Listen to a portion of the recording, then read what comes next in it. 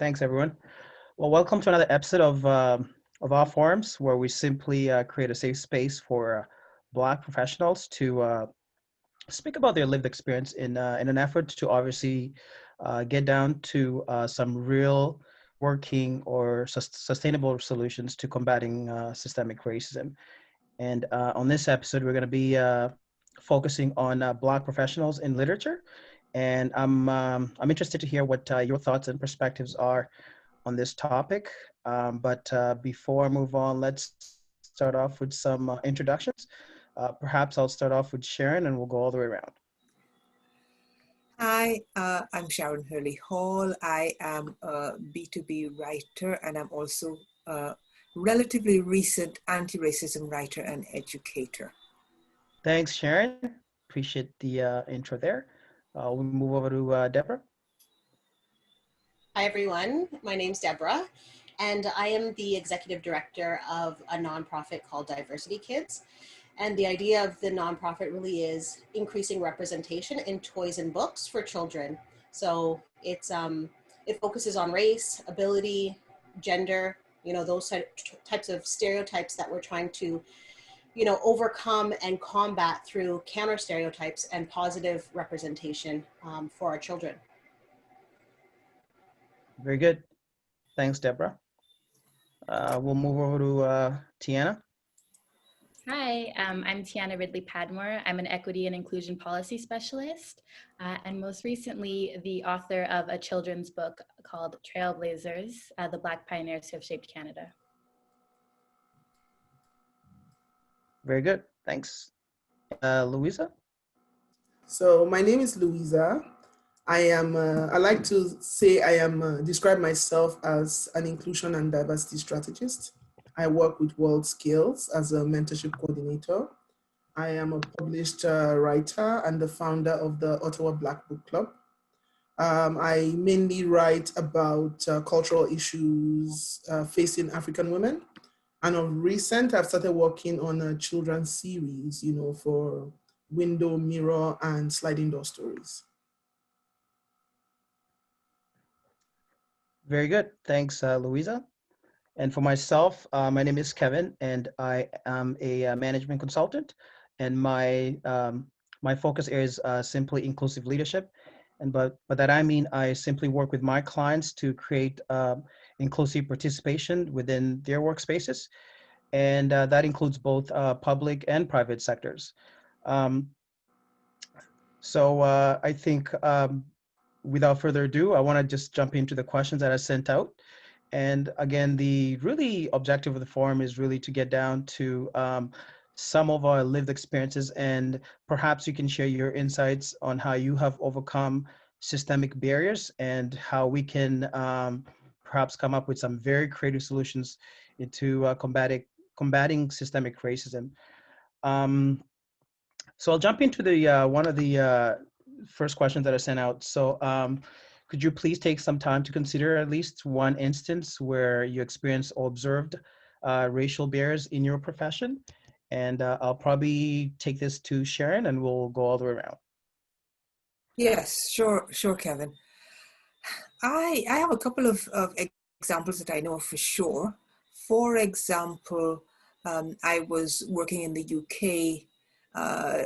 Myself and a colleague went for the same job. So we compared notes. My colleague was white. She was at least 7 or 8 years less experienced than I was.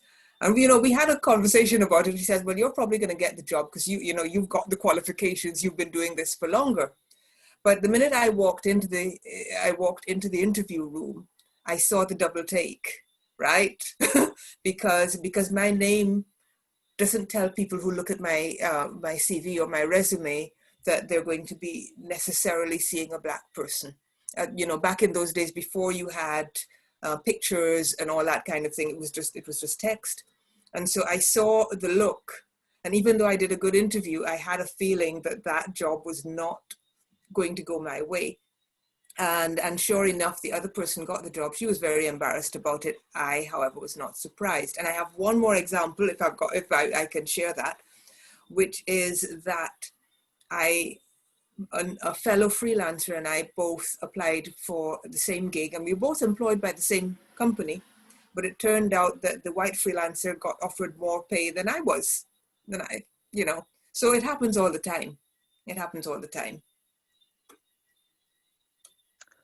I'm curious to know how did you overcome the barrier in both instances? Well, in the first instance, there wasn't a whole lot that I could have done about it. I mean, it was a job, somebody else got it. You know, it was just there as an awareness in the back of my head that this was something that could happen. And the next time that I went for a job, I got asked some really strange questions about why I had chosen to go for this particular publication and why I hadn't chosen to work with a so-called Black publication. This was in England, yeah. I was, and there was a publication called The Voice at the time. I don't know if it's still around, probably. And people, the interview panel asked why I hadn't chosen to go and look for a job at that publication. And I basically said that everything is a Black issue. I'm a human being. And so it didn't really matter. You know, I didn't see myself as being pigeonholed. And it seemed to be the right answer because I got that job. In the case of the freelancers, you know, I just decided that I wasn't putting up with that BS anymore. You know, I'm very experienced. I have, you know, I have all the evidence to show that. And so these days, certainly, and certainly for the last few years, I say what rate I expect. And I expect the rate that is commensurate with my experience and my professionalism, my clips, all that kind of thing. And I don't accept any less. You know, my response is, I'm sorry that your budget does not allow us to work together. You know, please feel free to get in touch when it does.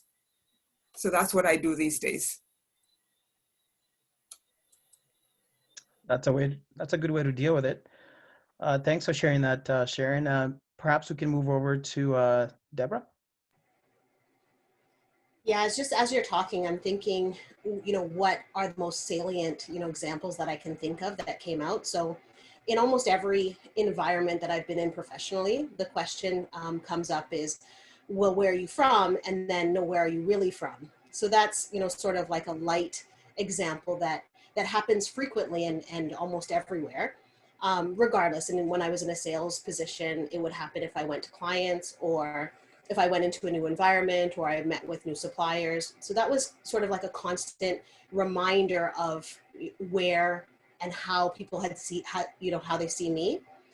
But the biggest example I can think of is when I received a new director.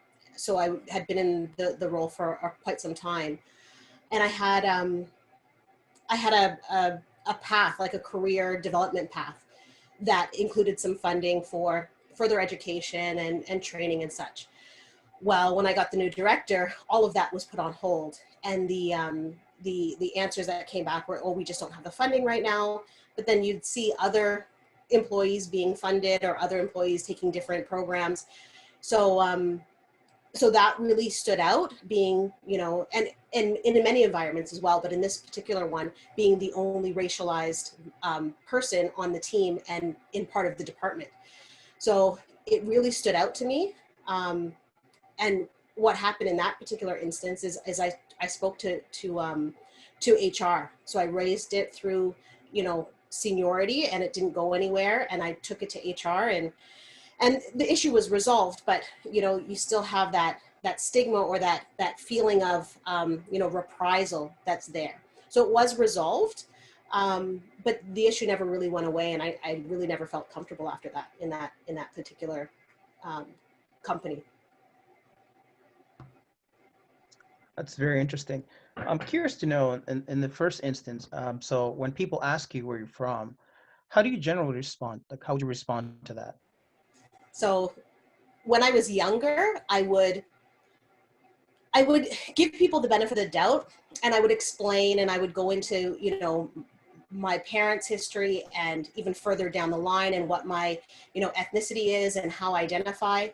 Now, depending on the situation, I I might answer vaguely and then repeat it back, regardless of what the ethnicity the person is. So I know that there's a lot of, you know, Canadians who only consider themselves Canadian, which is what I consider myself. I consider myself a Canadian.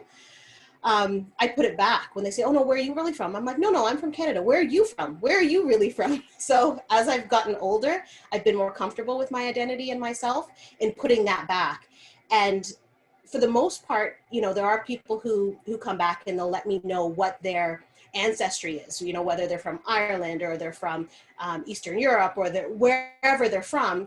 And then we have some good conversations about it. And I know that those people are coming from a place of curiosity rather than a place of, you know, being exclusionary, right? So it depends. And then if I get back, oh, well, I'm from Canada, and you know, where are you really from? Then the conversation ends there. It's interesting. You know, for a majority of Caucasians or white folks, they will always try and I think it's largely unconscious, um, almost alienate the others by asking them where they're from. And they're not really paying attention to it because the default is you can't be from around here. Um, so I think it's really important that you actually did what you did by putting the ball back in your court, have someone almost taste the discomfort to really think about what they're asking and perhaps consider or reflect in the moment and understand exactly what that would probably do for you or how that could be reflected.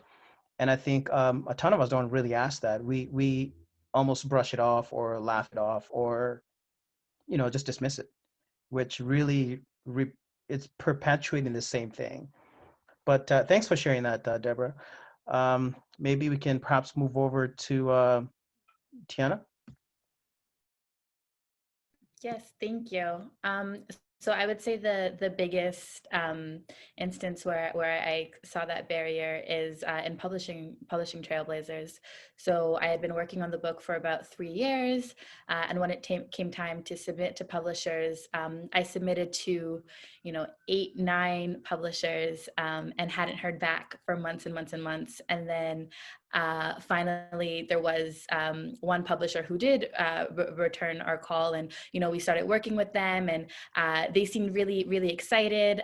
So to give some context, Trailblazers is a children's book about over 40 different Black pioneers who have shaped Canada, who have contributed incredible things throughout Canada's history, and who should be in our children's books, in our history books, who should be taught in our curriculums. And so there's no debate that it's a needed book, and yet publishers weren't interested in it. And so I had started working with this one publisher who had expressed interest, and you know, I think we felt grateful that there was interest. But every time that I would hang up the phone with the publisher, I would start bawling my eyes out, because they wanted to change everything. They wanted to change the format of the book. They wanted to change how these stories were told, who was featured, and they wanted me to sign a contract that essentially said that I wouldn't get to see the book until the very final bits, just to fact check. And so it became very clear that although you know, these stories were going to be told, it was white publishers that were going to be the ones to tell these stories, and so that was obviously a very disenchanting experience to my first experience in the literature community. Thanks for sharing that, Tiana. I'm kind of interested to know exactly, did you at some point second guess yourself into your craft and what you had written, and if you were ever going to get a publisher? Absolutely. It was so disheartening. And I think my entire life, living in a Canadian context, I've been told that, you know, that Black stories don't matter, right? Because that's the implied messaging of not seeing those Black stories represented in my history books or in my children's books. I've been told that racism isn't an important issue in a Canadian context, right? That's America's problem. And so in this scenario where I've I felt so proud of this project that I'd been working on and that I'd been pouring my heart and soul into, and being, you know, sending it out and feeling so hopeful. And then the response that I got back from the publishers, I think it reinforced, or it led me to believe that myth, that you know, that idea that Black stories don't matter, that people don't care, that it's not marketable. So it absolutely was disempowering and disenchanting. I'm curious to understand your exchange with the last publisher that took on the book. How did you deal with that? You know, having to almost confide you to a corner and say, okay, these are the terms of your agreement, and this is how we're going to publish this book, and almost white-splain the book and spin it in such a way that, you know, it would be good for their audience and not necessarily reflect your stories or your craft. How did you address that? Were you able to confront that head on with this person? Yeah, absolutely. So I think for a long time, the relationship was very imbalanced, that power dynamic. And it was almost like that posture that we should feel grateful that a publisher was even interested in us. And it was only, you know, a couple of months ago, following the increase in the rise of conversations and dialogue and grassroots movements from Black, Indigenous, people of color, and allies who have spoken out about racism and anti-Black racism in particular, that I realized that the only type of power isn't just the power that's held by these dominant institutions, but that there's also a lot of power in community. There's collective power, there's grassroots power. And so ultimately, we made the very scary decision to pull out from that publisher and to crowdsource. So we turned to Kickstarter and we started raising money for the project so that we could do it ourselves. And so that we weren't so reliant on these mainstream publishers. And in just 40 days, we raised nearly $50,000 to publish the book with all organic, very little marketing on our parts. And the community essentially put us in that, allowed us to reclaim power that we didn't previously have access to. And we did end up signing with a publisher that was a very fair deal, where we were able to maintain complete control and just kind of leverage their audience in a more equitable relationship. So.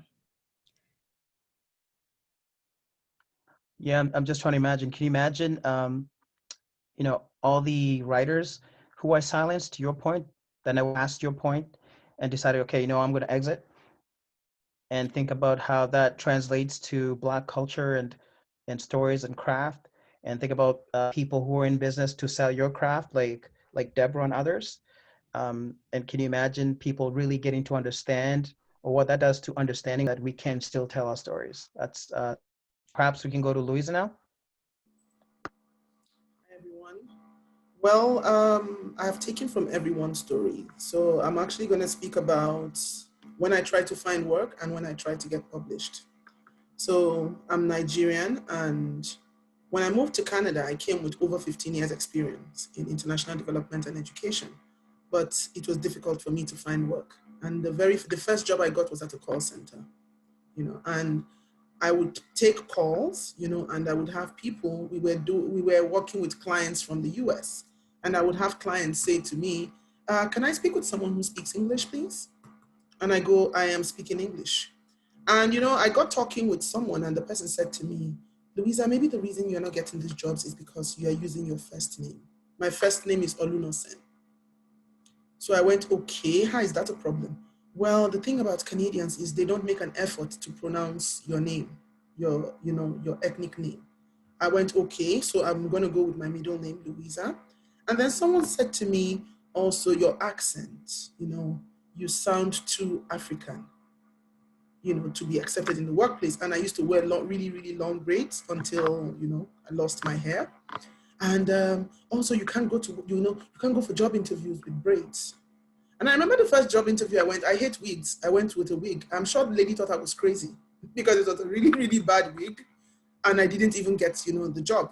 And when I eventually got the job, I thought I got the job based on merit, based on the fact that I have experience in publishing in African countries and all of that. I got this job, and in the end, I just felt that the reason the organization employed me was just to say to people, oh, we also have Black people working in our office. We were just 2 Black people. And I remember then I would be speaking to my manager, and she would always do this. For the love of God, I'm speaking English. I speak English. So what I discovered is, I said to myself, okay, fine, they say Nigerians, we speak really fast. So when I speak with people of a different race, I learned to pace, my speech. I said, okay, if I pace it, maybe she would understand what I'm saying. And in the long run, everybody is nice, but that they feel that, okay, you're Black, you're different. The strangest thing there was the person I experienced the most racism from was a Korean girl who came to this country maybe 17 years ago, brought by her husband. And I would say stuff and she would go, oh, how did I say that? And I had to say to her one day, Nigeria was colonized by the British and I speak British English. So next time you come to me and you ask me, oh, how did you say that? I would ask you to go check your dictionary, go check what the word is to find out. It's so ironic that, it went on like this. And I remember the biggest fight we had was the day she was talking about Africa. And she went, oh, so I went to Africa. And I went, Africa is not a country, it's a continent. Which country did you go to in Africa? Oh, no, I don't see why you are getting offended and why you are getting so emotional, it's so sensitive. It's not logical. I told her certain things defy logic. If you don't understand a culture and the person says to you, your statement is offensive, you should apologize. No, I don't think so. Well, like I said, it's Africa. I said Africa is not a country. I regard you as a friend, so I'm taking it upon myself to educate you. So which is ironic because sometimes I expect that the people I would get, that kind of racist behavior from are like the traditional white Canadians. But it's interesting that most of the time, the racism I've experienced since I came to Canada is from immigrants with a lighter skin color. Yeah.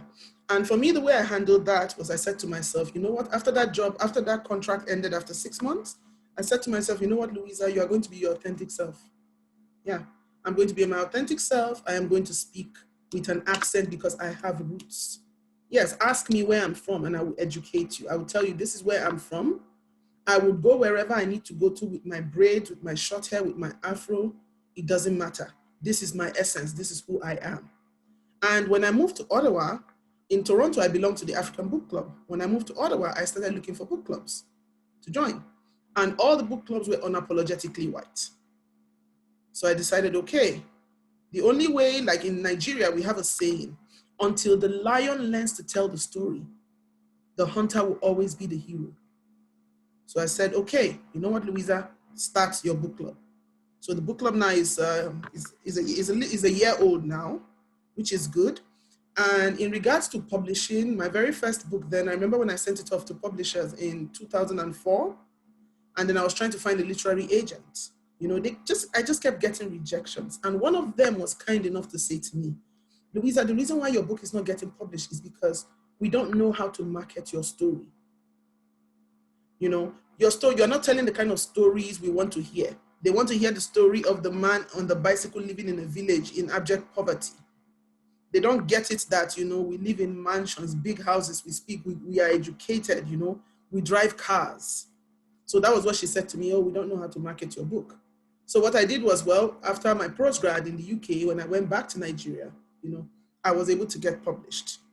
So now I've said to myself, okay, the children's books I'm working on now, Louisa, what are you trying to say? What story are you trying to tell?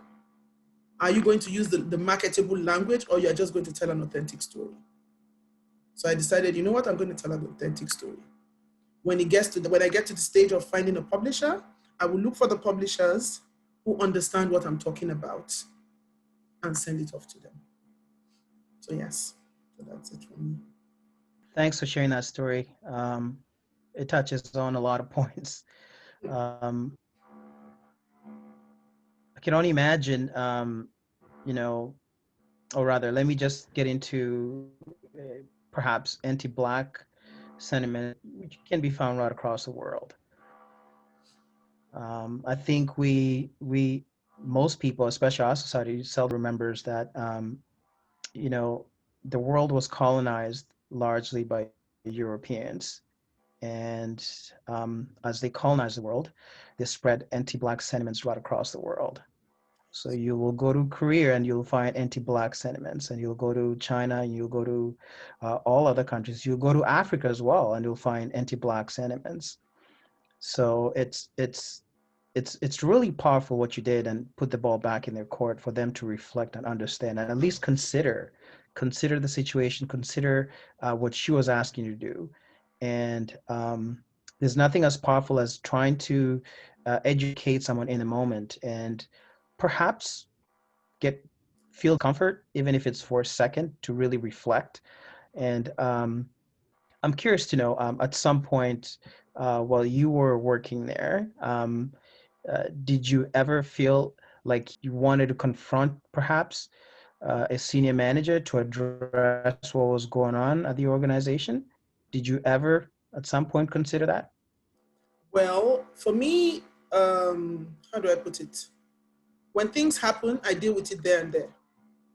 So and again, I was there on contract. So I had been working in call centers for like, what, 2 years? So I was so grateful to have this job. But I said, you know what? Even though I'm grateful to have this job, I'm not going to let anybody take the piss.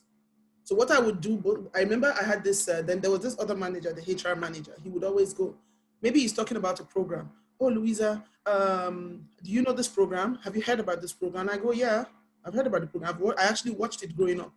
And he goes, oh, but it was a popular program in England. I said, yes, but we had it on NTA in Nigeria. And I watched it. Oh, okay. We have this kind of cars, this. And I said to him one day, I had to go, someone asked me, so what kind of streets do you have in your country? I said, what kind of streets do I have? It was, on the tip of my tongue to say, we have trees, we jump from tree to tree, we jump to Uganda, jump to South Africa. And then I went on my phone, Google Map, and showed her my father's house. I said, this is my father's house. This house has 3 living rooms, 7 bedrooms. So we don't come from poverty. No.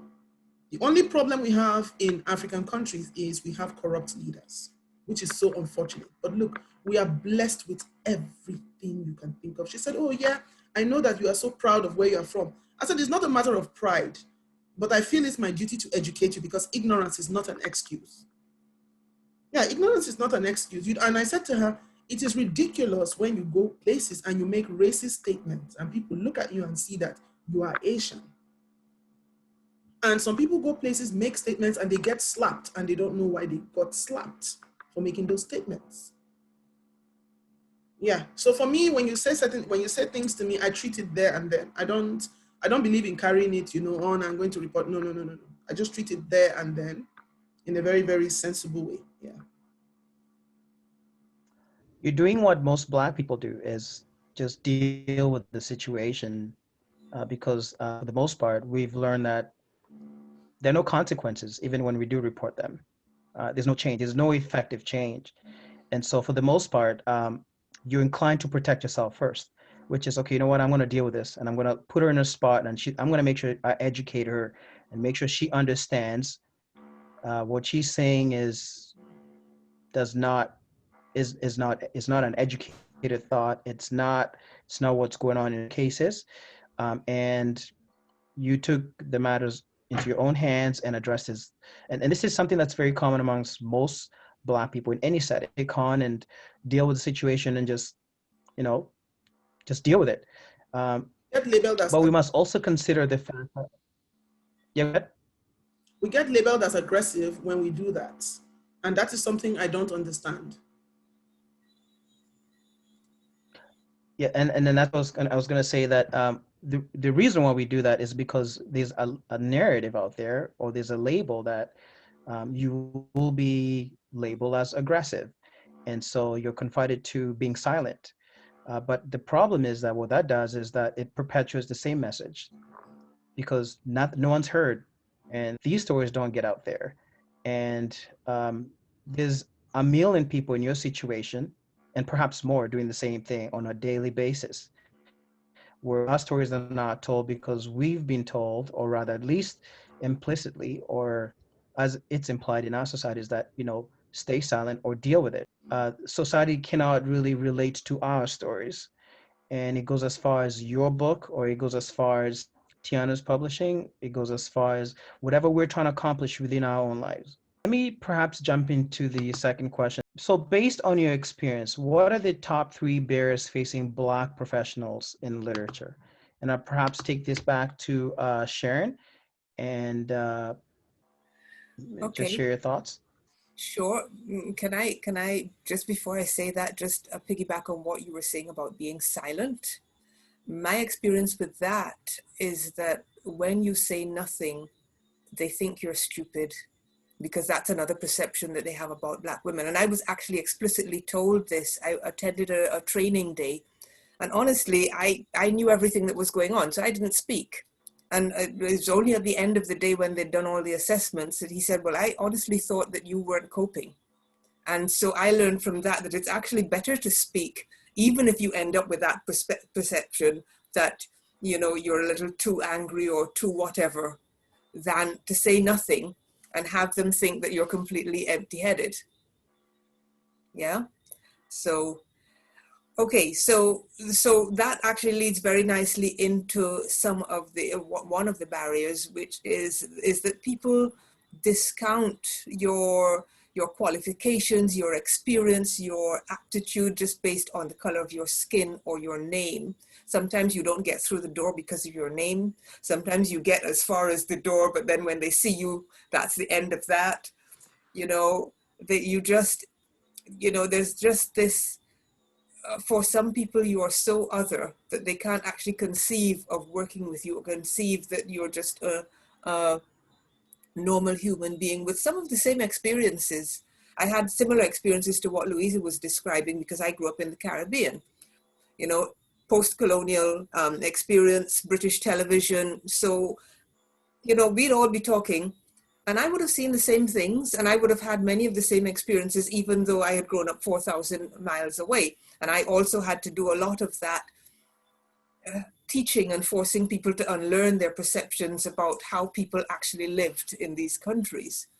So, my experience is that, the white gaze can be pretty unfriendly when it comes to deciding what Black people are and what they're permitted to do. Yeah. And sometimes in terms of being in a workplace, there's a perception that your face doesn't fit, and some people don't understand the benefits that can come from hiring people with a wide variety of experience. So that is really another barrier. And therefore you can find it difficult to get, jobs, you can find it difficult to get published, which is why when I was publishing my book on colorism, I decided to go the self-publishing route. I did not actually approach publishers at all. And that's probably because I've been writing online for a while, and I knew how the tools worked, and I knew that it was something that I could do. Would I sell more books if I went the traditional route? Probably eventually, if I actually made it through all the hurdles. I felt like I didn't have that kind of time to wait around. And I'm not saying that would be a decision for every time. I'm just saying that in this particular instance, I had the research. It was a master's dissertation that I was turning into a book. I had it there in electronic format, and literally it was 2 days to put it up there and get the book published, and maybe another couple of weeks to get some copies and then later to organize a launch. I think it can be a slower process, even if you know what you're doing with marketing, but you do also have the advantage of retaining complete control over the product, and you get better royalties. Sorry, I know I went off at a bit of a tangent there, but okay, so that was intended. Thanks for sharing that. I'd want you to perhaps consider your decision not to go through the regular channels of publishing, and in context, holistically, let's try and think about the Black community and what that does to us in the long term if we all decide to self-publish. The reason why there's a lag in our system to effect change is because um, we're not as loud as we need to be. And if there were enough of Sharons out there challenging the system and challenging the publishers to perhaps create a new narrative. And so it's almost a catch-22 in this case.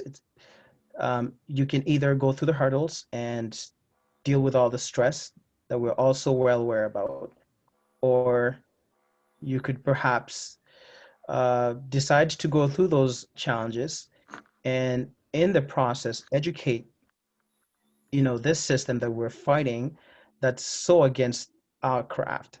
And I think we should at some point now start considering that it is time for us to start challenging the system in such a way we make effective change, because in the long term we've been hurting ourselves by self-publishing and by perhaps looking the other way. However, there are many benefits if you want to get your craft out. But when we look at the masses and we look at getting our content out there, I'm curious to know what your thoughts are in perhaps challenging the system.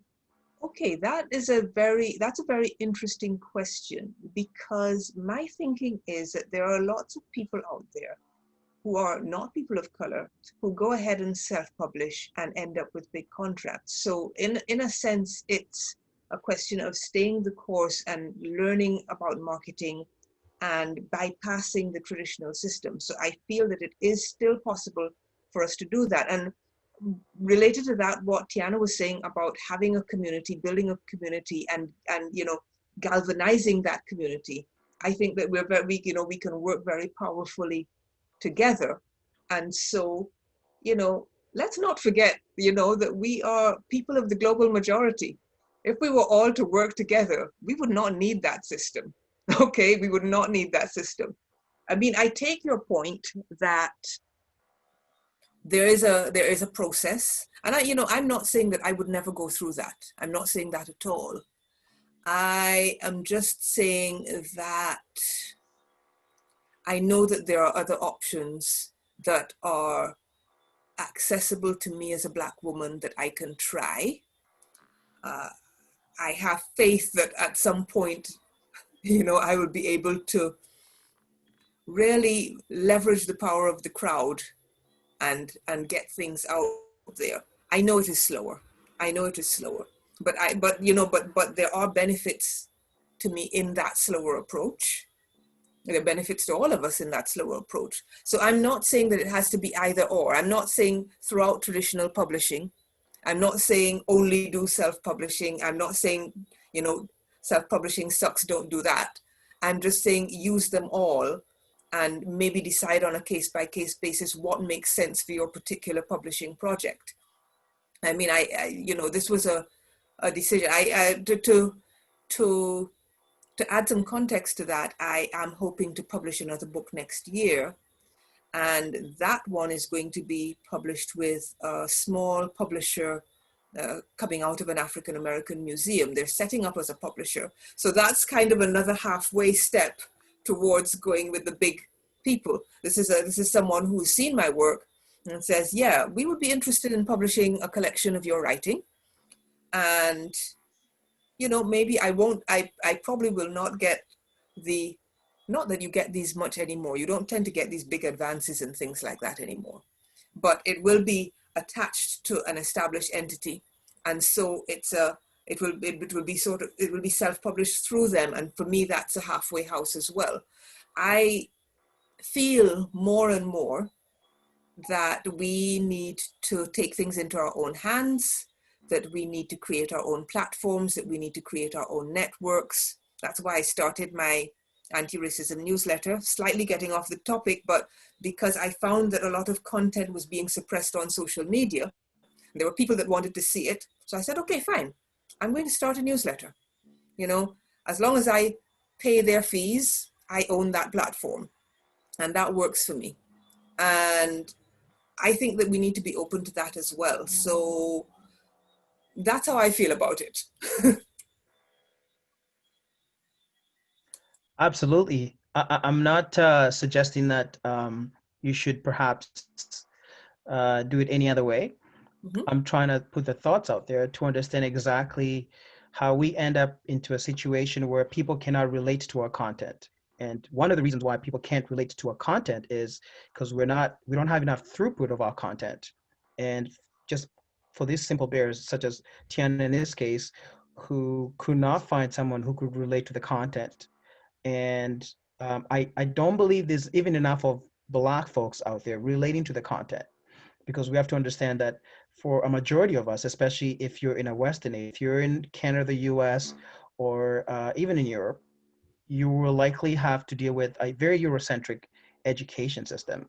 And so, and for that fact, you're more inclined to relate to European content or white content as opposed to Black content, because it's largely excluded within our education system, right? So, and what I'm trying to suggest here is we need to get perhaps more throughput of our craft, Black history, Black literature out there. And we got to use all avenues, to your point, whether it's self-publishing or major publisher. But we need to get people to, first of all, try and understand the history, understand the culture, understand our craft. So at least we can have people who can relate to the content. Because on the other side of the coin is that, well, we're facing through these hurdles where what, in this case, where most white publishers may not necessarily understand is that still pushing their content on us. We're still reading their content. That there's no pause on that. Mhm. And so if any other publisher was to come out and was trying to compete for a publishing deal just with TN in this case, they would perhaps be able to push their content without hesitation. And so we have to be cognizant of that. And that's what I'm trying to indicate, that it's essential that we explore all avenues, to your point.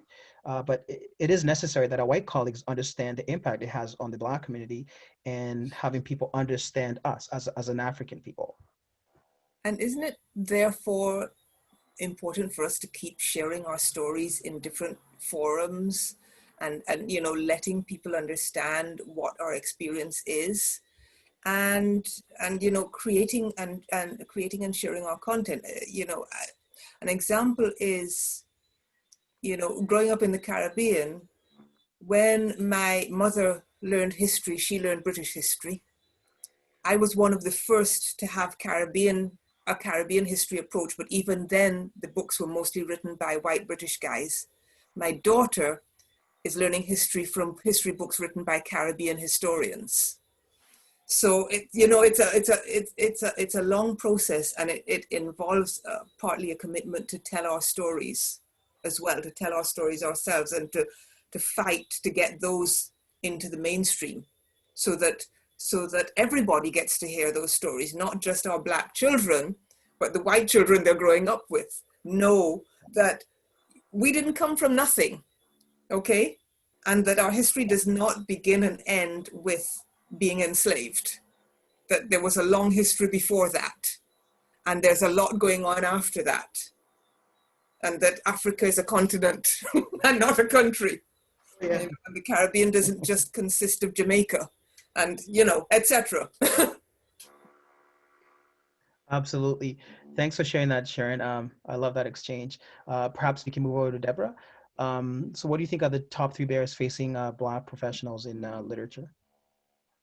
Well, one thing that that Sharon had said, that, and I think you as well, Kevin, is that there's this idea that the content doesn't resonate with people. And I think, you know, even if the last 6 months have taught us nothing, I think that it is that there is, you know, I don't want to say market, but there is a need and there is a desire to hear from diverse voices. So I think that that big myth that's out there, that these stories are not for everyone, is starting to unravel itself. So I kind of disagree with you there a little bit, in the sense that, you know, people think it's like this myth that we think that nobody wants to hear these stories, but the fact is everybody does. They're just looking at everybody else saying, well, I want to hear them, but nobody else does. If we collectively, you know, say that we want to hear these stories, we're going to see it. So that's the other, you know, big barrier, I think, to our stories or diverse stories across, and it doesn't have to just mean Black story, Black stories, it's really underrepresented voices, is that, you know, people think if you step outside of the box of what's already been created, you're going to take a dip in revenues, or there's not going to be there's going to be some type of a loss. And time again, when you see diversity in movies and books and so on and so forth, you know, the market is there. There's nothing that's lost. So I think it's more of the perception that it's going to be some charitable, you know, venture if we buy these books, or if we go and see these movies, or if we buy these toys, that it's a piece of charity, and it's not. There is a market for it, and that it actually raises value, I think, on a lot of levels. So those two pieces are, I think, important. I also think that the idea that pointing fingers to everyone else. So the idea really is, you know, well, we don't make these products, or we don't sell these books, or we don't publish, you know, these books because the market's not there. And the market says, well, we would buy them if somebody made them, right? And it's this cycle that's just, you know, I think what that means is that nobody's willing to step outside the box to take the risk. And second, I think that it's easy, right? I think all three of Sharon, Louisa, and Tiana has said the idea that we don't know how to market these because we don't have a template. We don't have somebody who has done it before. So we have to do something different, and that's going to be more difficult only because we just have to look at it differently. There's no template for it. And I think that that's just convenience. And if we step over that little convenience piece, we'll see that it's easier to get these items out there and these books out there. Thanks for sharing that, Deborah. I certainly agree. I believe there's obviously market in Black literature, but I do believe there's a huge impact in what we teach our kids. And you're going to be more inclined to relate to a story you heard as a child, as opposed to trying to market to an adult. And so most people will be inclined to buy something they may relate to, rather, or in this case, as you said, there's a market out there, but people are now buying into our literature because there's an awareness, there's almost an awakening. And if you're not actively involved in marketing a craft, I really don't believe you're going to find much market out there unless we're actively out there, unless we're creating awareness, unless we're active on all platforms. And hence the reason why I think it's so important that we start this from a very young age. I think the bigger problem here is the adults. But I think the danger exists within our kids because they're not exposed to the craft. They're not exposed to the history. And so what you're going to find within most Black households is that, you know, there's almost two types of education systems. I go back to a forum I had a few weeks ago with Black professionals education, and we discussed at length how we have an education system within our households that, you know, teaches our kids about Black history and, you know, where ancestors came from, and we also prep them for the education system that's coming, and we almost prepare them to understand the Eurocentric education that they'll be receiving. And you have to almost a pulse on what your child is learning at school to ensure that you can guide them in such a way they understand their part of the history. And so I don't think that's being done on the other side, based on my exchanges and my experiences with my white colleagues. And so I think it's necessary that there's bold action right within our education system to ensure that people can understand and relate to a history that's largely intentionally left out. And so I will agree, there's a huge market, and this is coming out of awareness that people like you and I and others have created by being socially active, by being active, being loud and amplifying people's voices. And hence the reason why people are now getting curious to understand the other side of the coin. thanks for sharing that. I'd want to hear Tiana's thoughts on this. What do you think are the top 3 barriers facing Black professionals in literature? Well, Kevin, I had prepared an answer to this question, but then hearing from Sharon and Deborah and you, my brain is, I have so many thoughts. So it That's sparked all I a get. lot of ideas for me. And I think one of the biggest things that keeps coming up is also this distinction between individual racism and inequity and systemic racism and inequity. And I think a lot of the things that we're talking about are our individual experiences, our individual approaches, our individual solutions or barriers. But I really, for me, you know, I'm a policy-minded person, and I think I really focus more on the systemic, the way that inequality has been entrenched at a systemic level, and I think that's really.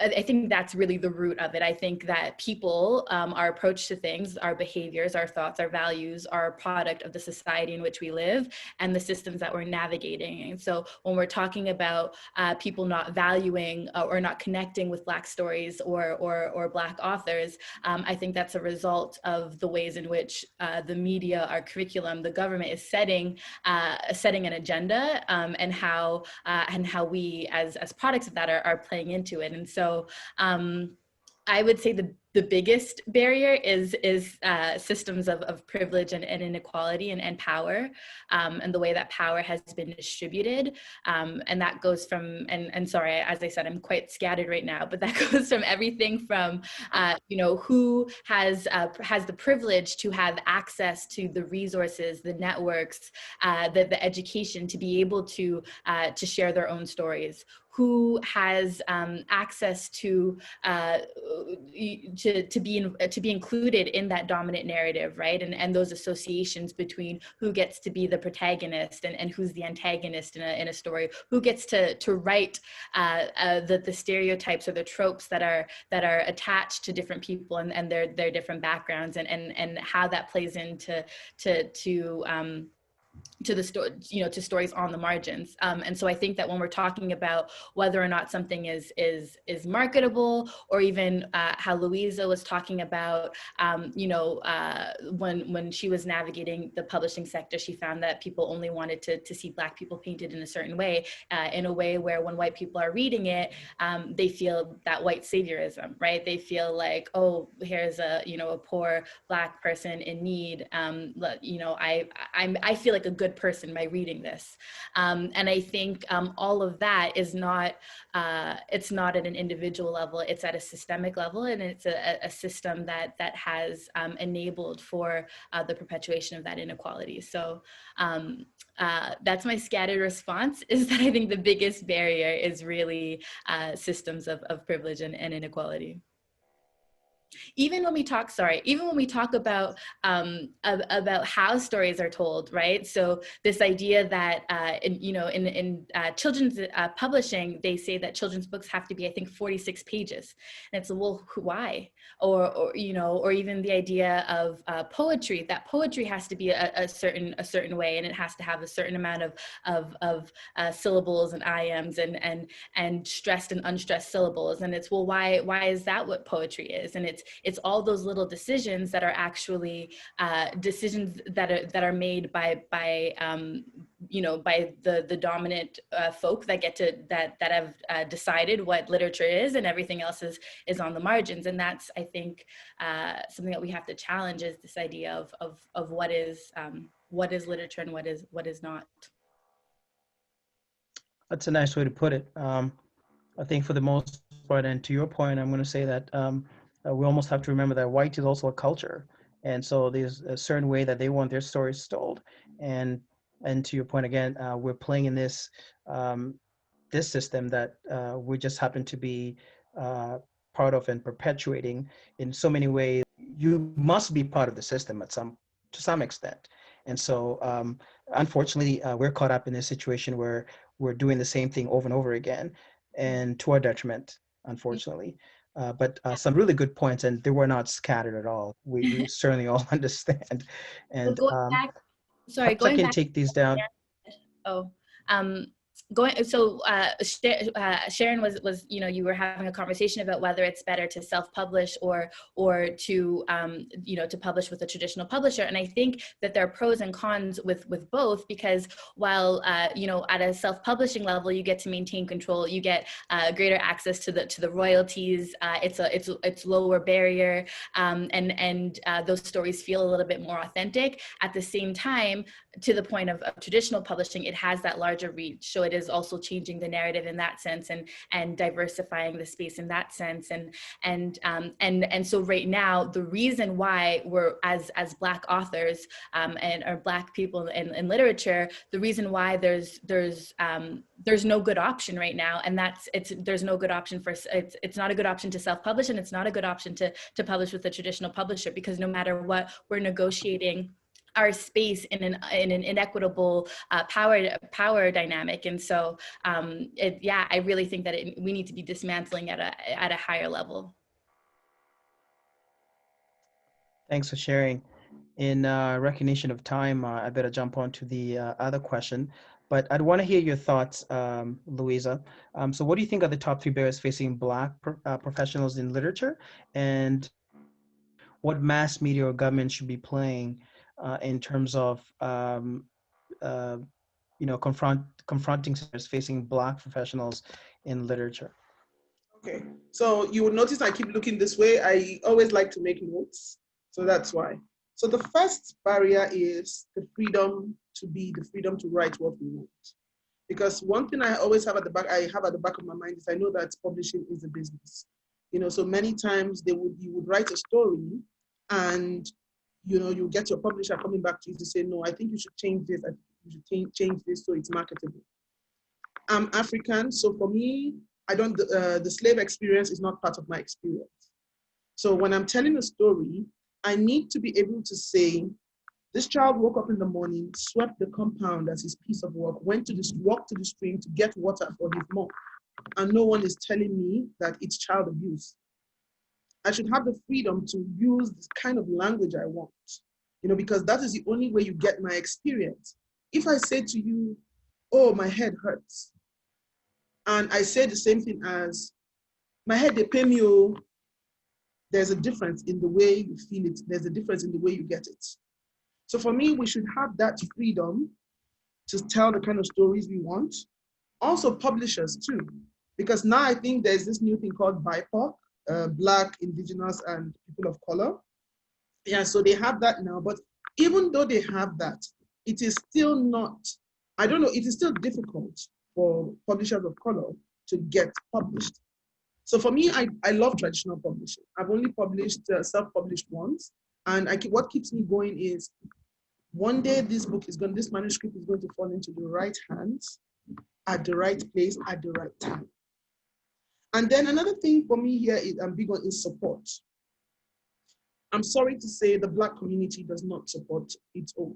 Yeah, this is me saying this. It doesn't support its own. Because some people, you know, I've heard people say, when you want to hide important information from Black people, put it in a book because they don't read. I started a book club and we have 143 members. And since in the past year, we've never, at all meetings, we've never had up to 10 people in attendance. Even when it went virtual, we had only 3, and that is plus me making it 3. And then when we put our books out there, what you expect is support. Come and buy.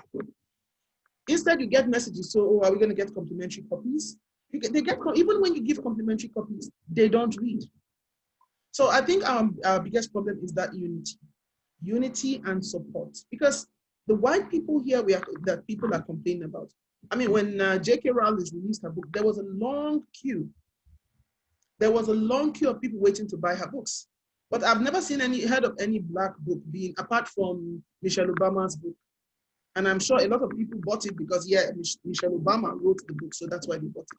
So we don't have that unity. We don't support each other when it comes to business. So for me, these are the 3 barriers. Yeah, the freedom to write, finding publishers, and supporting our own. That's what I feel. Curious to know, do you believe the lack of support is simply a consequence of a perpetuated system, or do you think it's actually intentional? Because I'm of the belief that the lack of support is a very complex issue where it's perpetuated within our system. Where one, we were talking about content earlier and how people cannot relate to Black content, and so that makes a difference. It actually does make a difference. And when you're largely educated in a Eurocentric education system, you're inclined to relate to one item over the other, the dominant culture. And I'm going to try and bring Sharon's point to this conversation. Do you think it would perhaps help if your book would be published in a Black majority country as opposed to like a Canada or the US or a European country? Do you believe that would perhaps help? No, it makes no difference. I'm Nigerian and we learn to take responsibility. One thing I've noticed with Canada is people are always looking for people to blame. Oh, it's because the system is this, because this is that. No. It's one, ignorance, two, nonchalance. You know, you don't see, if you keep doing things the same way, nothing is going to change. You sit there and you say, oh, people are not buying Black books. You who is complaining, how many Black books have you bought? How many books by Black authors have you bought? So that is the question. So many of them, I mean, we were talking about, like Canada, the history of Canada and the hidden slavery. You know, growing up, as an African child, slavery was romanticized. This slave girl falling in love with the slave master. It's just like the indigenous people. I didn't know about their trials until I moved to Canada. All of us were in love with Geronimo with his long hair and all of that. Yeah. So for us is that ignorance.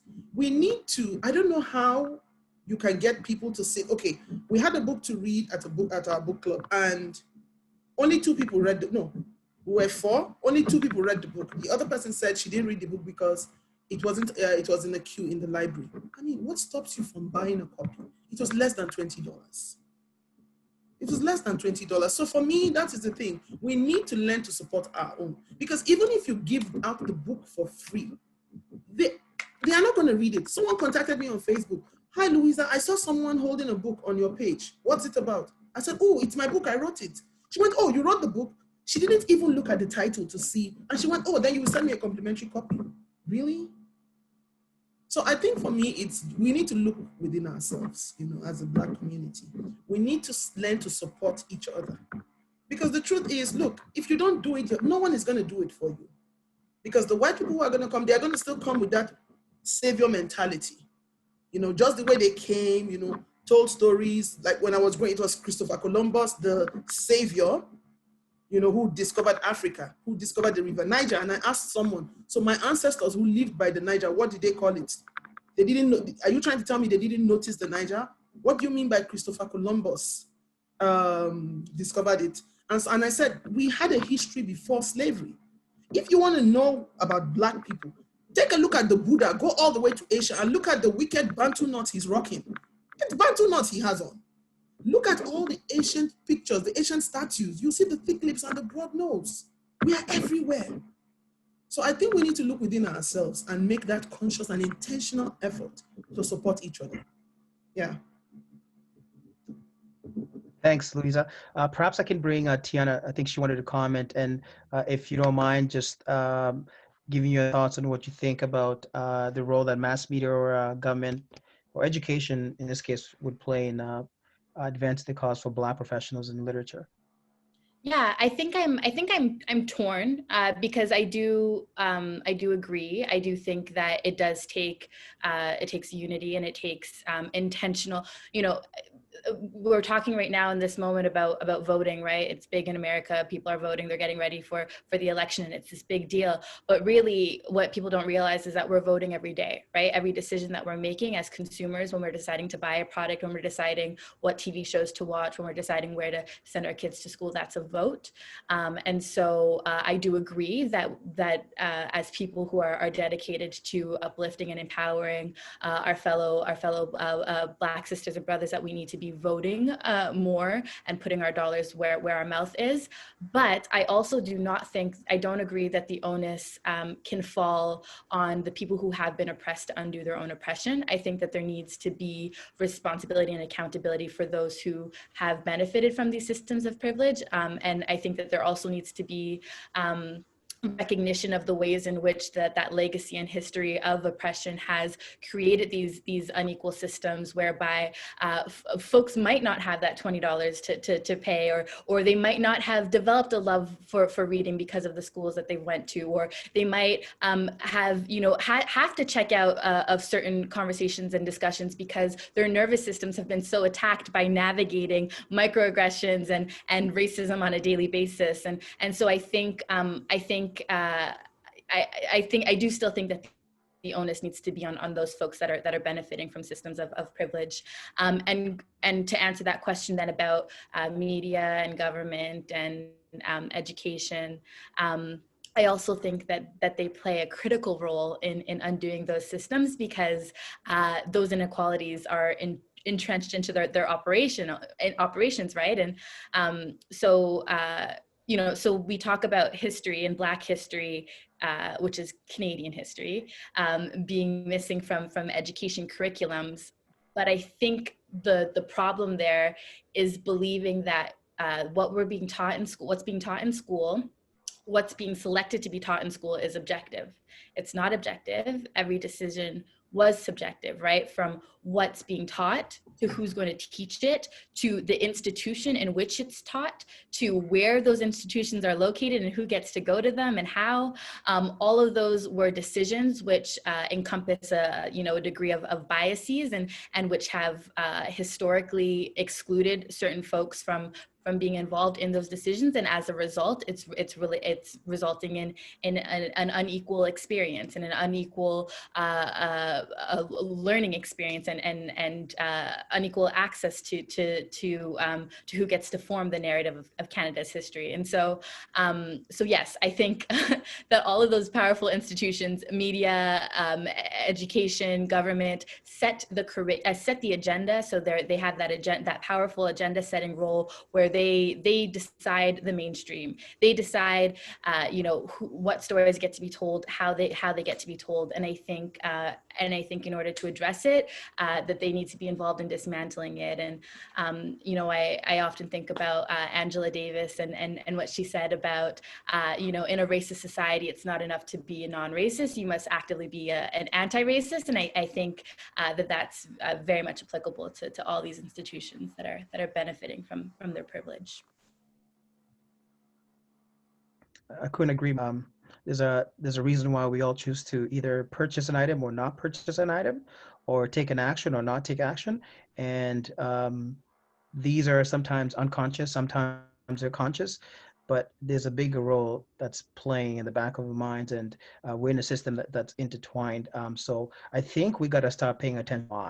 I'm inclined to. I'm curious to know, Deborah, what are your thoughts on government or education policy?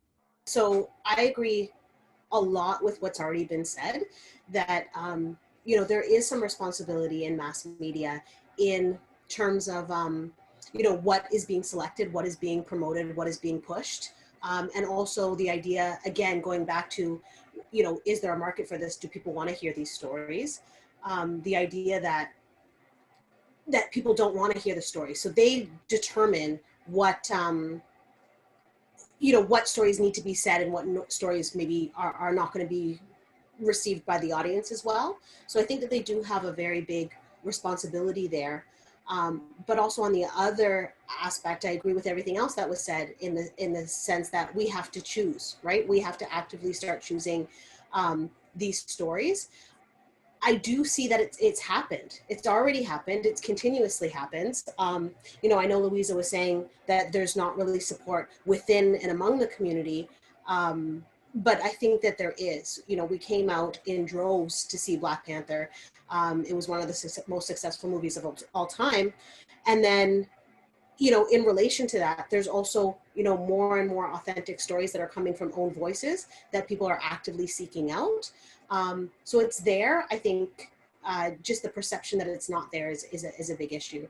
But I also agree in terms of the educational piece that it has to be actively and intentionally encouraged. So I don't know if everybody realizes this, but it's not part of the curriculum to choose some of these pieces of literary works like Shakespeare. There's no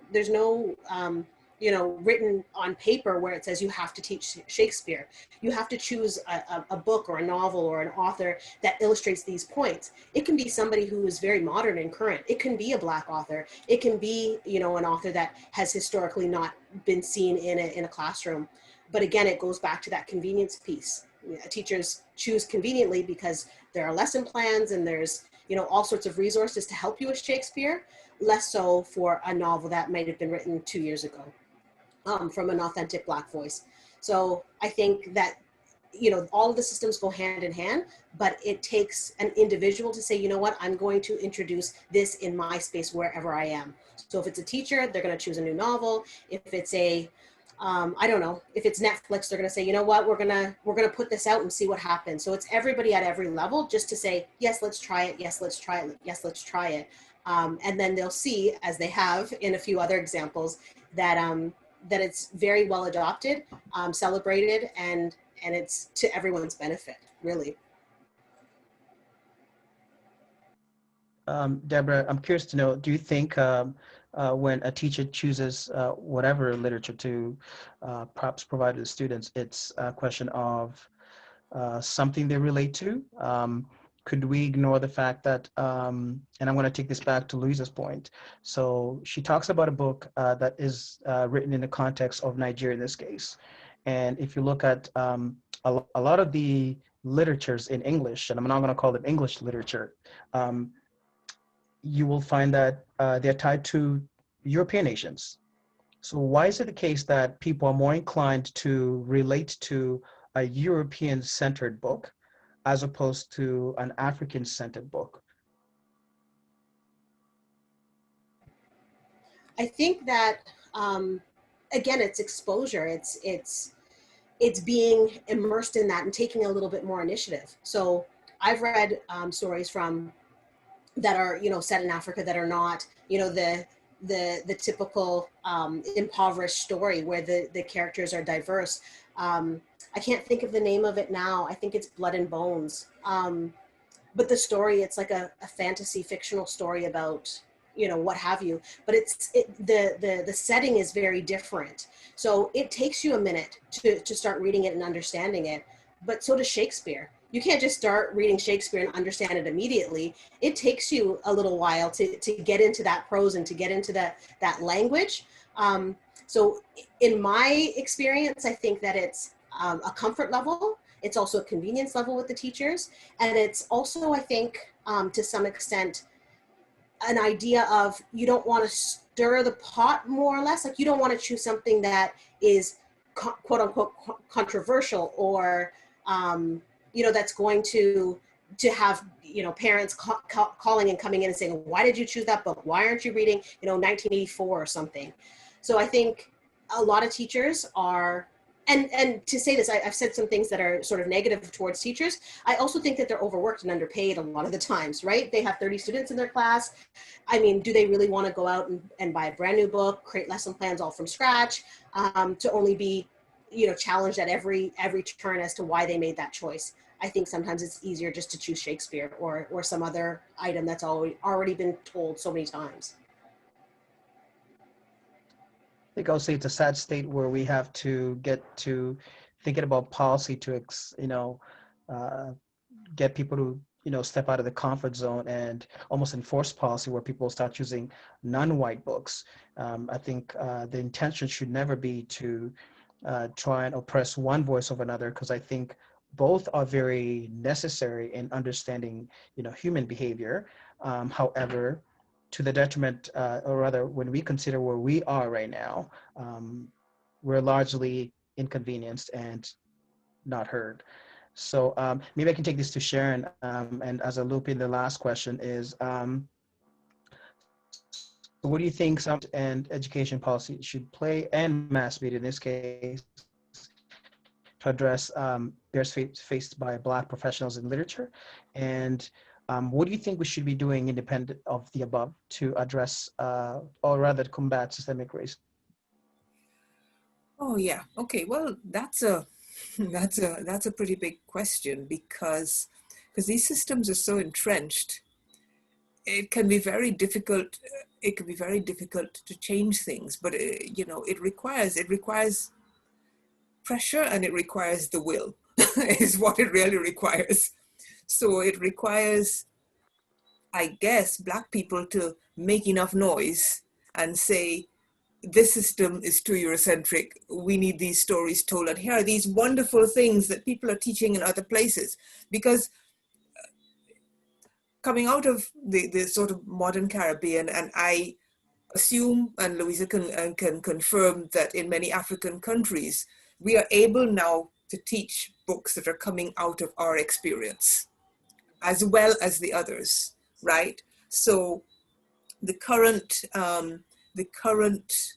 examination system that we have at what I think is about 16, the equivalent of what used to be O levels in England, is, you know, you do literature, and your literature includes Caribbean novels, it includes Shakespeare, it includes Caribbean poetry, it includes English poetry, right? So that, and often the ability to compare and contrast where there are thematic similarities or differences.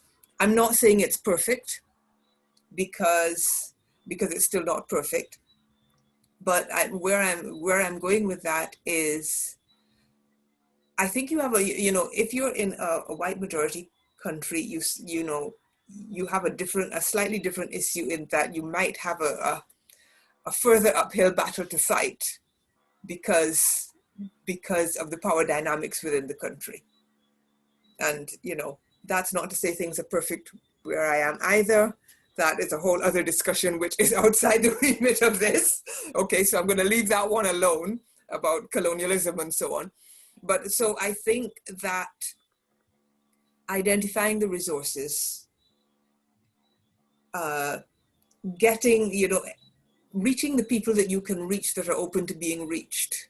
I was talking to someone the other day about the ripple effect, and how my aim is to reach the open-minded so that they can talk to the persuadable. You know what I mean? So that they can talk to their networks. So all of us as Black people, you know, we might have that one white friend in the education system who might be amenable to putting in a different book, to taking a different path. Maybe we try and reach that person on an individual level and eventually achieve systemic change. Because all of these systems have good practice. They have, you know, how are our children doing? You know, are they enjoying the classes? So, you know, if you get someone doing something that's different and it's working, other people are going to want to copy it. If you get that one person saying, here's this book that's by an African novelist and I have created a lesson plan and I've uploaded it to a teacher resource, then other people can use that. I don't know if that's a pipe dream, but I feel like that is one option that can work. You know, telling our stories and getting them out there one story at a time. Again, it's slow. What Tiana was talking about is that, yes, you want to change systems, but systems change slowly. And sometimes you need to start driving individual wedges in order to effect that systemic change. And so that's where I think we're at a moment now where that opportunity exists. And, you know, we're living in a world where, you know, we're all online, we're all connected, there are resources out there. So we still have options. You know, our kids are on YouTube and on Instagram and all these social media sites. So, you know, we can create resources for them that other people will also find, that people who are open-minded. I'm working right now with an online school, and they have diversity and inclusion built into the curriculum. I'm going to be helping to teach an anti-racism course. I expect that most of the kids are going to be white, and I'm keeping it very light. But one of the things I'm saying is, there are other perspectives on all these stories that you've heard about.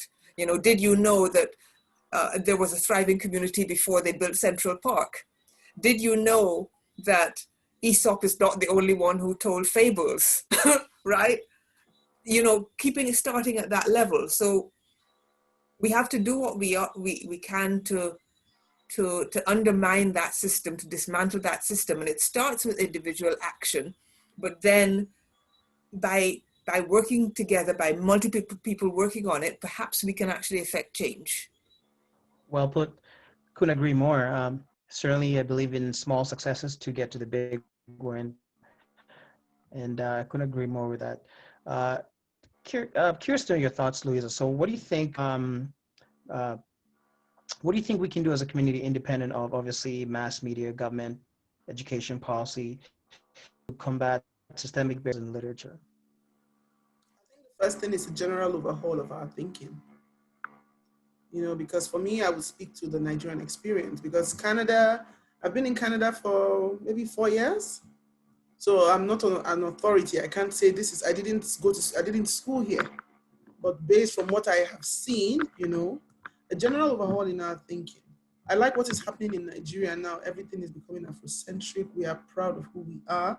You know, if I remember very well, like when I was growing up in the 80s in primary school, the books, apart from the enlightening books I read, the black books I read was, maybe Sharon, you must have read, Little Black Sambo, and then the Three Gullywogs. Yeah. And as a child, I didn't see anything wrong with it. But when I became an adult, you know, like the only time you know you're black is when you leave Africa. Yeah. When you're back home, you're like everyone else. But when you leave Africa and come into, that's when you go, oh, okay, so I'm black, you know? So yeah. So we need a general overhaul of our thinking. I'm very glad, I don't know, Sharon, did you read Peter and Jane series growing up? Penguin books. Yes, Peter and Jane, or John and Jeanette, or something like that. Yes. Yeah. Edith Blyton. Yes. Everything that comes out of British colonialism, and you know, some of the stories were very good, and you thought nothing of them. Yeah, the fantastic thing is Penguin Books now is trying to do an African adaptation of those stories. And I was privileged enough to work as a series advisor, as a consultant on that project. And it was amazing, you know, the kind of stories people were bringing in, you know, still bringing in stories of children fetching water from a well, children rolling. And I said, Africa, we've gone way beyond that. You know, there was a time this was it. You show children playing outside bare feet. That is not what you want to portray to the world, you know. And we as a people, you know, we need to understand the importance of unity. Look, if we can come together as you know, a unit, it's difficult to break. And the truth is that what people don't know about, they fear. So for us, I don't understand what the issue is, you know. Let's go out there and support our own. You know, let's go out there. I mean, you can't sit and complain about something when you are doing nothing about it. So for me, that is just what I think. And, you know, in the way generally we raise our children, the way we are raising them, you know, the curriculum, look into the curriculum. Teach your children. It starts from home. The values you learn from home are the things you take out there. I remember as a kid in school, then you go to school and there are always these children who like to beg other kids for snacks. So for me, I wasn't raised like that. So even if I was hungry, I wouldn't beg any kid for snacks. You know, I see you with 2, you know, biscuits, you have 2, oh, can I have one? Never. So it starts from us, you know, it starts from the home. You know, it is what you learn at home, you take out there. So we need a general overhaul of our thinking. Yeah, let's do away with all this white imperialism and, you know, no. Yeah, oh no, Sharon is laughing. Oh yes. Yeah, it starts with us. Thanks, Louisa. That's very interesting. Do you believe perhaps as a system, just use maybe your Nigerian experience? Is there something that we can learn? So you said perhaps start talking to our kids. And do you think there's anything that's that could be of great use within this society to use through the Nigerian experience to enhance the cause in this case? What do you think we can learn from the Nigerian experience? From the Nigerian experience, one thing so Canada, like I said to someone, Canada, as far as I'm concerned, is a country of immigrants. Black, white immigrants. The indigenous people of Canada are the First Nation people. So if the white people agree to the fact that Canada is a nation of immigrants, then it should reflect in the curriculum. Because the curriculum is still very white. I read the book, The Hanging of Angelique, and I was told about a slave woman who burnt down the old Montreal. And I was told that that story was never told to children who schooled here. Instead, the only bit of the story that was told to them was that she was in love with her master, and that was why she burnt down old Montreal. But reading the book, you know, to have your 3 children taken away from you, postpartum depression. And then when she was to be hung, none of them wanted her blood on their heads. So they got a slave who had been convicted of murder and said to him, either you torture her or we kill you. So black on black violence. So for me, the diversity of Canada needs to be reflected in its curriculum. Yeah, it needs to be. You know, I'm tired of going, you know, like when Sulwe came out. Sulwe, I was practically stalking. When it dropped, I went looking for it. And I felt so bad. I went to, I think, was it Chapters or Indigo? And I asked for the book, you know, Sulwe. The girl didn't know what I was talking about. So I said, where do you have your multicultural books? And she went, over there. And I went all the way to the back. It was in a corner, all the way at the back. Yeah, so the diversity of Canada should be reflected in its system. I mean, in the curriculum. School curriculum, I don't see how you go to organizations in Canada and they show you the people who are in charge of diversity and inclusion and they are whites. Really? You can't tell me about my experience. You can't tell me based on what you think. You know, people, they write a lot about what they think and not the reality. You know, so those are the things I think we need. It should be reflected in everything we do in Canada, everything. Because as far as I'm concerned, Canada is still very white. Yeah, it's still very, very white. I don't understand why you ask me, where are you from? I'm from Canada. Where are you originally from? So maybe I should say, oh, you mean my ancestors? Yeah, I don't get it. Yeah, because if I ask you, where are you from? You say you are from Canada. Where are your ancestors from? Okay, Europe. Okay, mine are from Nigeria. So it should be reflected in everything, everything. Yeah. Can I add something there? I think what is missing in global education systems is a recognition that Black history is history. Yeah. There's no such thing as Black history. Black history is history. Yes. Okay? I think we need to start from there. And when you recognize that, then you have to rebuild your whole education system. I don't know how it happens, but I think that recognition needs to come into play somewhere. Yeah. There's the idea that Black people are new to Canada, that we've just arrived, but Black people have been here for over 400 years. Matthew da Costa came on the same ship as Samuel de Champlain. We learned about Samuel de Champlain in school, but Matthew da Costa's name never comes up. It's how the stories are told. Until the lion learns to tell its story, the hunter will always be the hero. So they are the ones telling the story. We are not telling our stories. When I told someone the Buddha had Bantu knots, the person didn't understand what I was talking about. Oh, I thought it was a hat. It is not a hat. Only kinky hair can do that. Yeah. Yes, only kinky hair can do that. No other race has this nose. No other race has these lips.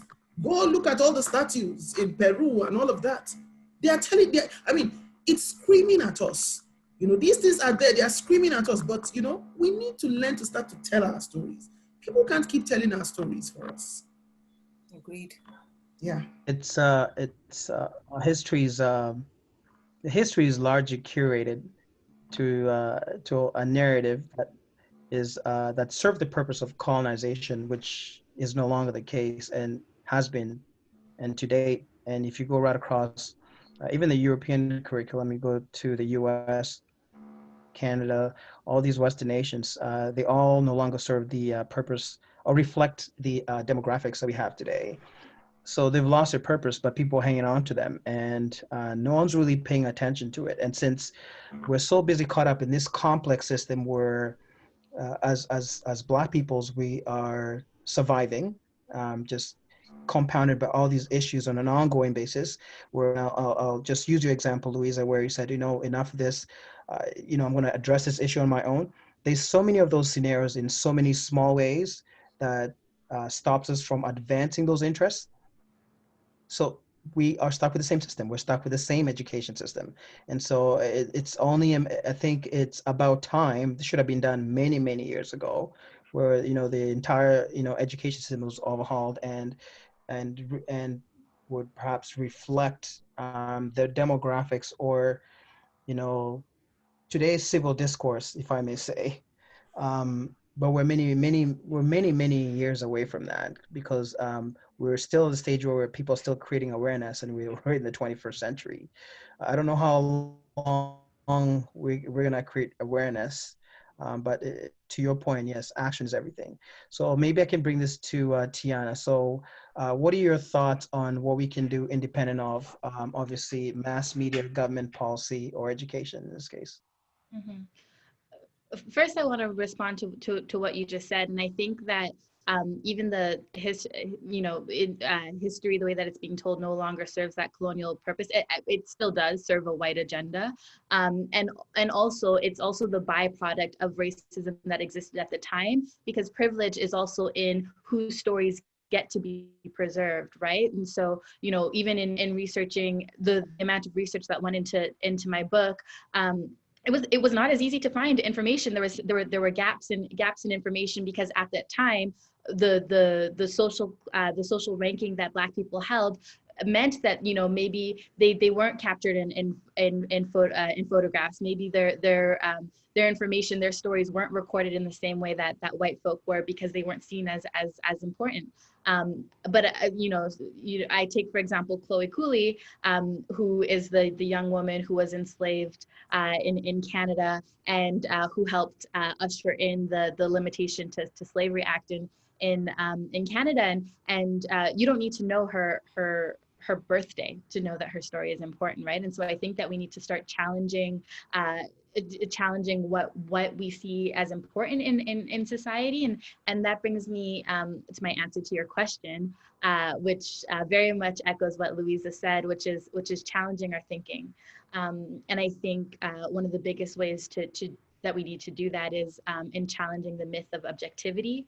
So this idea that we accept the norm as objective fact because that's the way that it's always been, but that isn't it isn't natural. It's not it's not it's not natural. It was curated. So the way that we were operating and the assumptions that we have and the way that we approach situations are not natural. They're conditioned, and they've been reified through their iteration and through the way that we interact with these systems. And so I would say challenging the myth of objectivity, and not accepting things just because that's the way that they are, but constantly being critical about what we're learning, what we're absorbing, and what, you know, the implied messaging behind all the information that we're receiving and that we're then communicating at, because there's no such thing as objective fact. There's no such thing as you know, objectivity. There isn't. It's all framed by the biases of those who have been able to tell those stories. So unlearning, learning, critical thinking. I think that's what that we as individuals should constantly be challenging ourselves to do. Very good. Thanks for sharing that. I mean, I think we have a future that's very promising because if you look at millennials, Generation Z, Generation Y, um, people are receptive to almost an information age now where, you know, information is at the fingertips right now. And if you wanted to Google anything, you can find it. And people are inclined to do that now, especially once we create awareness. And you're going to find, for the most part, these groups will be the ones educating their parents on anti-racism. So I think it's very promising to that extent. And you can go as far back as the racial unrest we saw this summer. Most of the people you saw on the streets were actually Caucasian. And I think that signals a really good message that and that helps a cause. Um, do you believe that Are you confident that we're going to perhaps see some really drastic change over the next few years? Or rather, how confident are you with our system as it is right now? Or how confident are you with the current discourse, Sharon and Louisa, perhaps, of the narrative that we're seeing being almost curated as we go, that it will effect change? I believe that, as I think Tiana mentioned earlier, that there there are more people listening, there are more people talking, there are more white people who are beginning to have some sort of stake in it. And therefore, there is a chance that there will be some change. However, we've been here before. There are always these moments where it looks like everything's going to get shaken up. And then a few little things change, but nothing big changes. And since you're looking to change systems, I think it's going to require sustained effort, sustained pressure. It's going to require all of us to keep sharing our stories, to keep putting the pressure on, and to work with all these, work with the white people who are also wanting to see change, because there are some, and to keep fighting racism, to keep fighting the dominant narratives. I don't necessarily think it's going to be a quick process. I think this is, I think of it for myself. I've always thought of this as being a lifelong fight that might make things better for my daughter or maybe even my grandchildren. I don't know how much is going to change in the next 5 to 10 years. I have no idea. I guess we wouldn't do this unless we thought something could change. But I, for one, am not fooling myself that things are going to change overnight. I don't think that's going to happen. I don't know how anybody else feels. Well, I can tell you, I'm confident that every single thing that I'm doing today, my target and my goal, just like I believe most of you here are, is to effect change. And I think those small successes will end up with very big wins. So that's all we can do for now. And we can't win them all. At the end of the day, it's one story at a time, and I'm sure we're gonna get to some place that that drives that urge to change, right? Your thoughts, perhaps, Tiana? Yeah, I think that my level of optimism varies depending on the day that you ask. Today, I'm feeling a little bit more hopeful, so you caught me on a good day.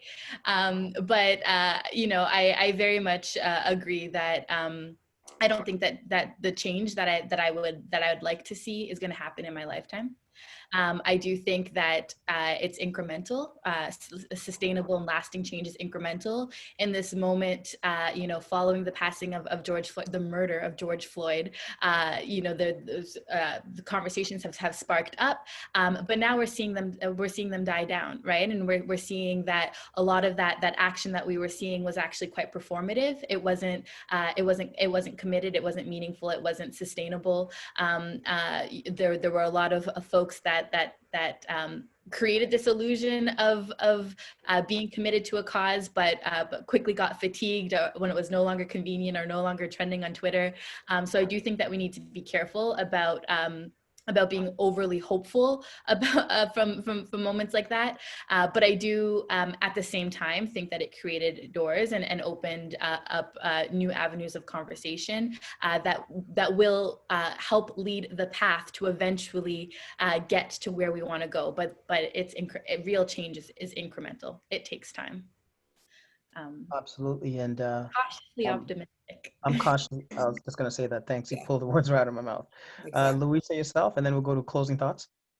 So for me, I'm very confident that we would see the change. Like Tiana said, maybe not in our lifetime, maybe years down. We say you don't fly into flying.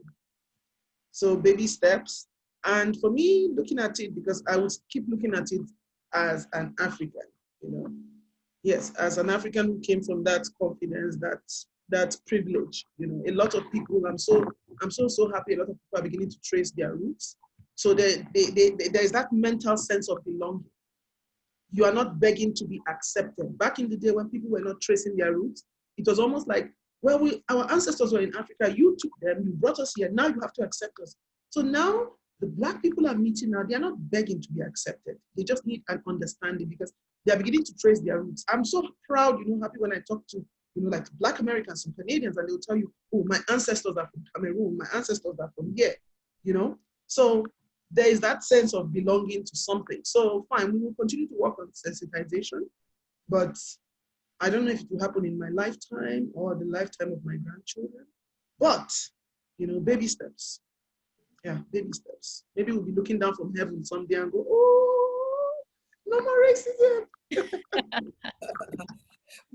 I could just add one thing there, I think Louisa said something very earlier, which is, people have to ask themselves what they are doing.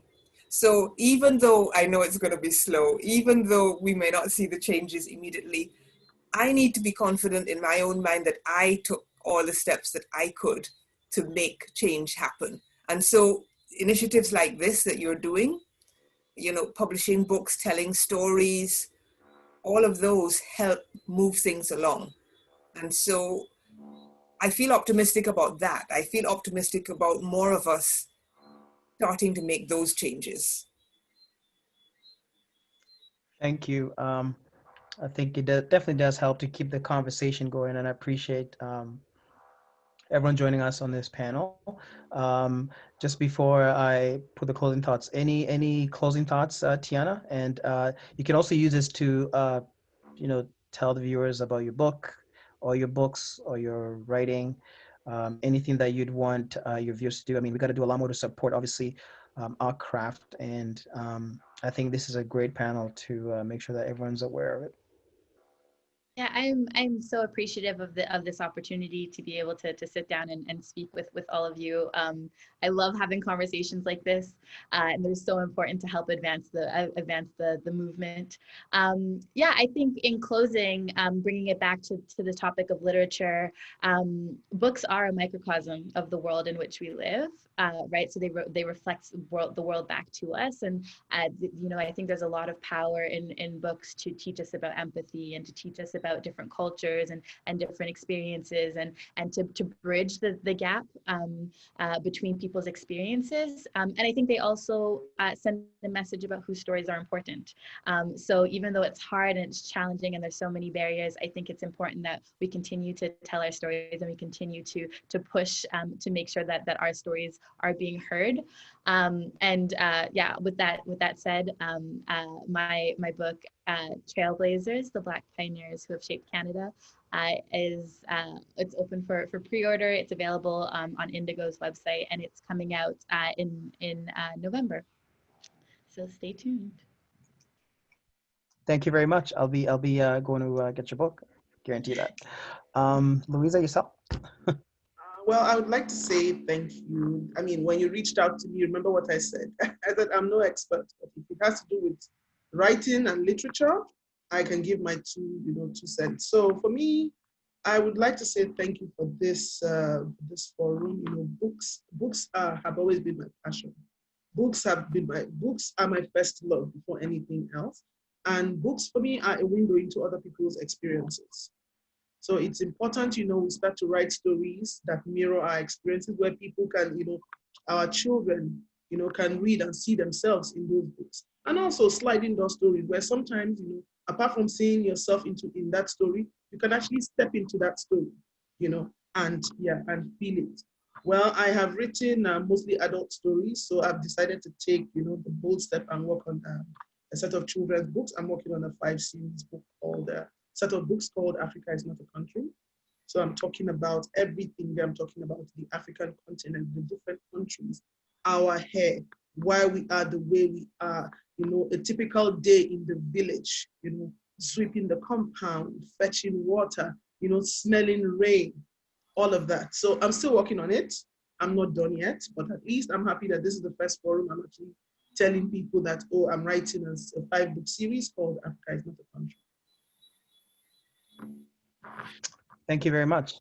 I appreciate that. And we got to recognize that all these pieces of craft really important. I was just going to say that Deborah actually does. She sells toys that are a representation of people that look like us and other and indigenous people and other in any other marginalized communities.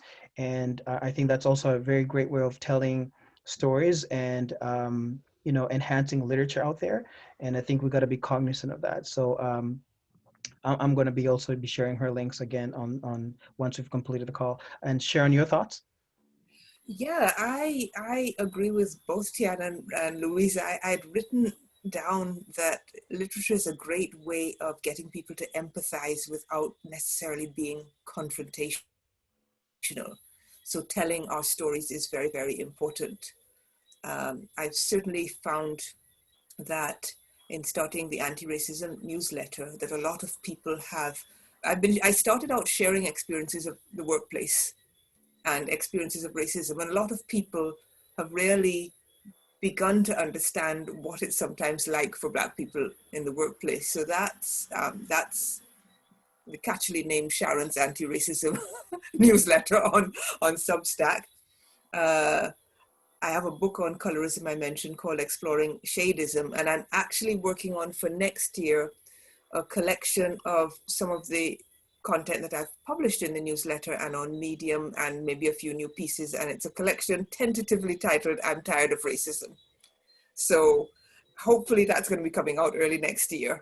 I don't know the exact publication date yet.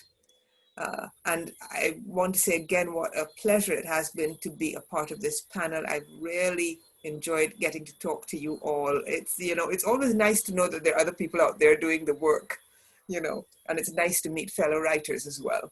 So thank you for bringing us all together, Kevin. Appreciate that. And I must say that I really do enjoy reading your articles. I just started reading them, I would say about 2 weeks ago, and they're very thought-provoking, very insightful, full of different perspectives. And I'll also be sharing that once we've completed the call. So I know if anything, guys, if you can, subscribe to our newsletter. It's full of great articles, and I like the way you include all other writers in your newsletters as well. So that's great.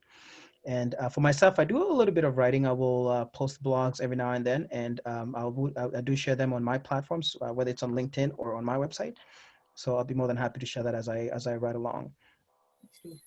Once again, thanks again for joining us on this forum. I appreciated the different perspectives and insights, and it was very informative for me, and I'm sure it'll probably be the same thing for you guys as well. And I certainly appreciate you taking good chunk of your time to be here with us today. And I hope that we can connect at some point in a future, not so distant future, and we can continue doing this work that is a great cause for our community. Once again, thanks, and yourselves a good night. Thank you, Kevin. Bye now. Thank you. Bye.